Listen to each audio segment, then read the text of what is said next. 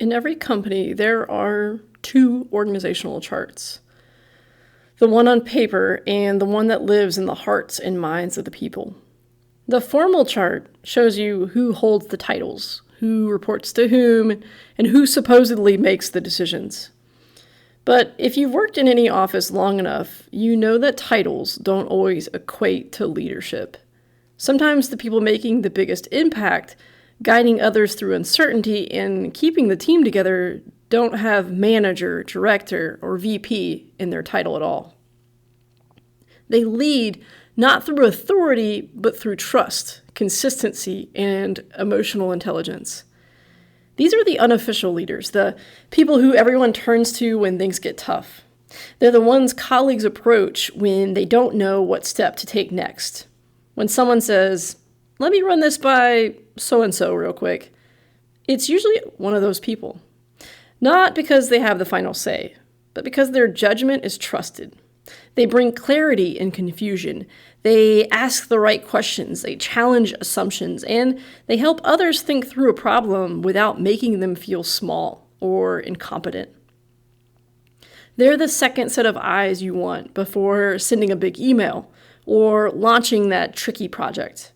They catch the detail you might have missed. They understand the politics you maybe haven't considered, and they think 2 to 4 steps ahead of everybody else. But more importantly, they care, not just about the work, but about the people doing the work. When frustrations bubble under the surface, when tensions rise, or when someone feels overwhelmed, these are the people who others will gravitate towards. They offer a safe place to vent, to voice concerns that don't belong in a formal meeting, and they listen without rushing to judgment. They validate emotions while helping others move forward productively. Sometimes just knowing that they're there makes the difference between a bad day and a manageable one. You won't find a fancy title like emotional anchor or office stabilizer in their job descriptions, but that's what they are. In crisis, they don't panic. They breathe first, then they speak. They keep things in perspective. They remind the team what matters and help them focus on solutions. Their presence alone lowers the temperature in a room. When everyone else is spiraling, they're steady. When others are reactive, they are deliberate.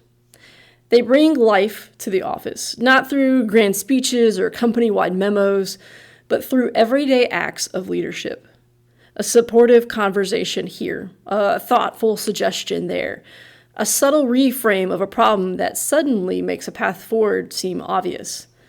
They're the culture keepers. They're the ones who make people feel seen, heard, and valued. Often they don't seek recognition. They don't lobby for the promotions or chase applause, but their impact is undeniable. You can see it in how others light up when that person enters the room, and how their absence is always felt.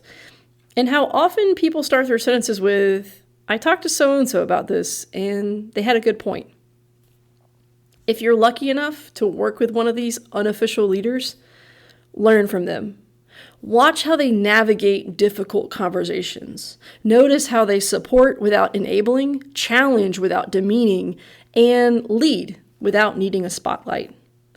And if you are one of these people, know that your work matters, even if it's not recognized with a title. You may not be listed on the top of the org chart, but you are the backbone of any team. True leadership isn't about authority. It's about influence, trust, and the willingness to show up for others, especially when it's hard. And in that sense, these leaders, without titles, might just be the most important leaders a company has.